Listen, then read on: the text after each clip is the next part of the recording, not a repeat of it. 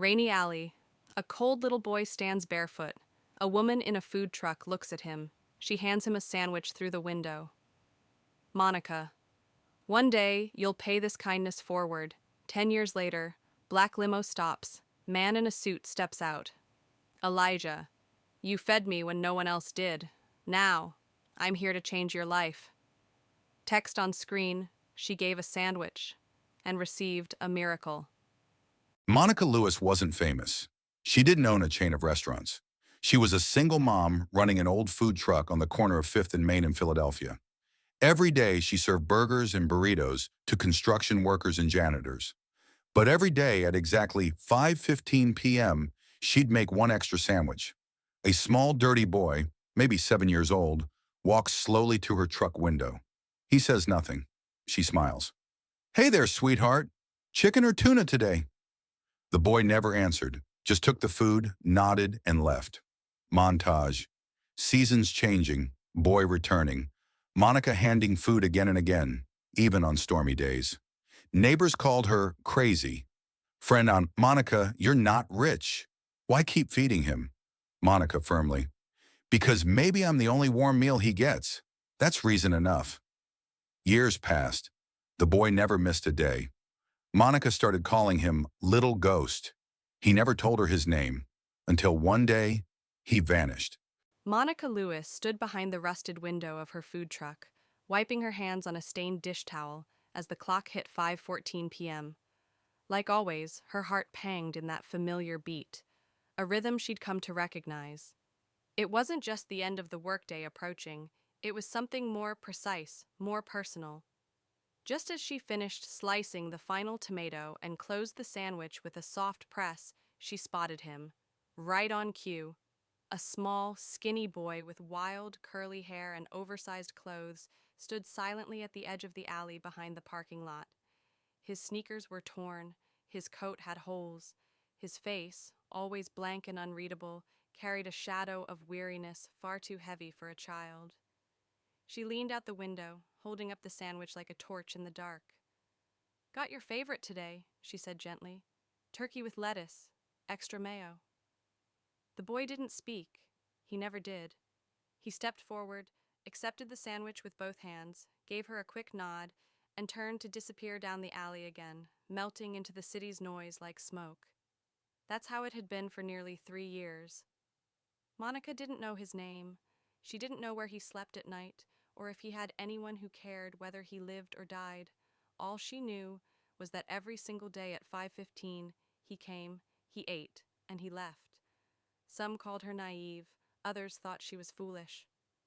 "Monica, he could be dangerous," they'd warn. "He could be lying, playing you. You can't feed every hungry person in Philly." But Monica always shook her head with a sad smile and said, "But I can feed one." She called him Little Ghost, because he came and went like a whisper in the wind.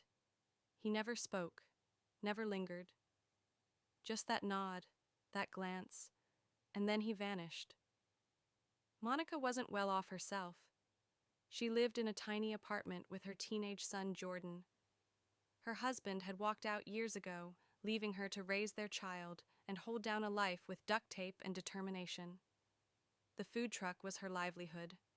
Not glamorous, not secure, but honest work. She parked it on 5th and Main 6 days a week, serving blue-collar workers with cheap, hot meals. Construction guys, janitors, tired moms. Her regulars called her Momo. She wore her apron like armor and gave out napkins like hope. But the city was changing. Fast food chains were creeping in. Rents were rising. Gas prices made her weep at the pump. Still, every single day, she made an extra sandwich.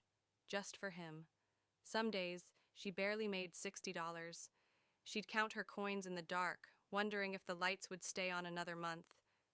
But when that boy showed up, hungry and hollow-eyed, she forgot about the bills, the pain in her knees, the aching loneliness that kept her up at night, because someone had to care.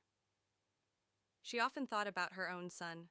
Jordan was 17 now, bright, funny, good-hearted. He was her reason for everything.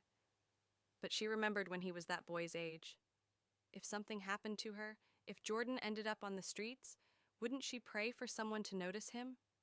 She never asked for the boy's story. She didn't need to know. Pain has many forms, and not all of them come with words. She simply handed him warmth, one sandwich at a time. Then came the night he didn't show up. She waited an extra 10 minutes, then 20, no sign of him. She stepped out of the truck, peering down the alley. "Little ghost?" she called, her voice barely above a whisper. Silence answered. Maybe he was sick. Maybe he found shelter. Maybe, her heart twisted, he was gone for good.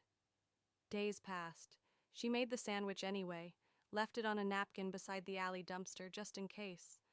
Weeks passed. She stopped making the sandwich, then months, and still, nothing. Winter melted into spring, and still there was no sign of the boy. Monica tried not to show it, but the absence hit her harder than she expected. She had grown used to seeing him, had even looked forward to it in a strange way. He was like a quiet punctuation mark at the end of her daily struggle, a reminder that kindness still had meaning even when the world felt heavy. But now, just silence. The alley remained empty, as if he'd been nothing more than a shadow in her imagination. Business continued. Barely. Monica's food truck had aged poorly. The grill spat smoke. The window hinge creaked every time she opened it, and the refrigeration unit was hanging by a thread. Her regulars were slowly vanishing too, replaced by towering fast food franchises with glossy signs and dollar menus she could never compete with. Her lot rent had increased twice, and she was behind on payments. One day, the city inspector came by and gave her a notice. She had 30 days to either repair her truck to code or shut down. Monica felt the walls closing in. Every morning became harder. Her hands, stiff with early arthritis, didn't move like they used to. And yet she pushed through. Because Jordan was still in college, working part-time and carrying a full course load. She wanted him to graduate, to break the cycle, to build a life far away from broken hinges and empty coin jars. He called one night, his voice strained. "Mom, I heard about the notice. I can drop my classes, come home, work with you. I'll help." Monica closed her eyes tight, hiding her tears. "No, baby, you stay, you finish. I've got this." But she didn't. Not really. Not anymore.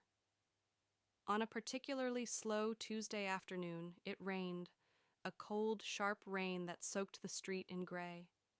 Monica had sold only 2 meals all day. She stood inside the truck, staring at the few soggy bills in her cash drawer. Her fingers trembled as she counted, $3 and some change. That was it. Outside, cars passed. No one stopped. No one noticed her. She leaned her head against the metal counter, eyes stinging. "Maybe it's time," she whispered to herself. "Maybe this is the end." Just then, she heard a sound she hadn't heard in years. A knock, not on the customer side of the truck, but on the side facing the alley. She turned sharply, wiped her eyes, and then froze. A sleek black limo had pulled up across the lot.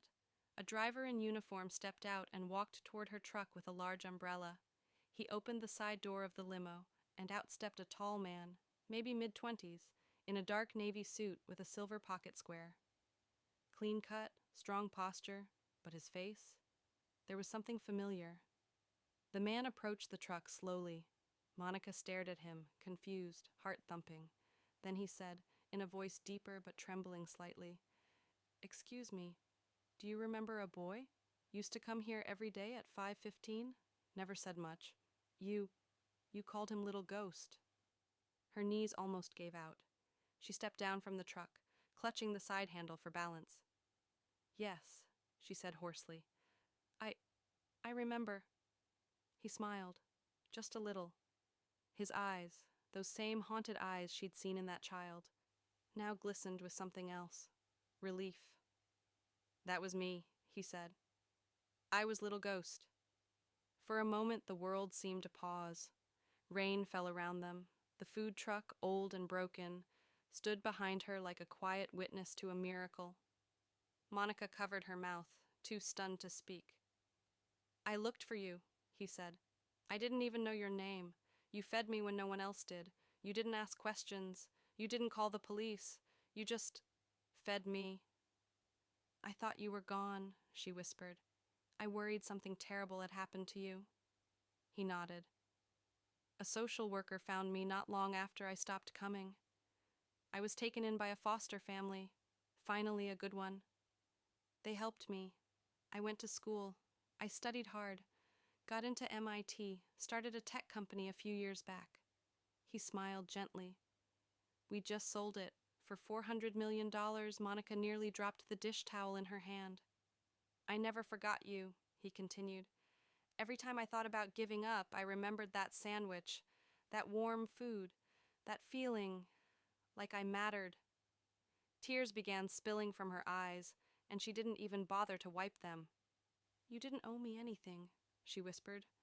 I know, he said. That's why this isn't about debt. It's about gratitude. He reached into his coat pocket and pulled out an envelope. I want to show you something. Monica opened it. Inside were documents, deeds, licenses, a cashier's check. She looked up, confused.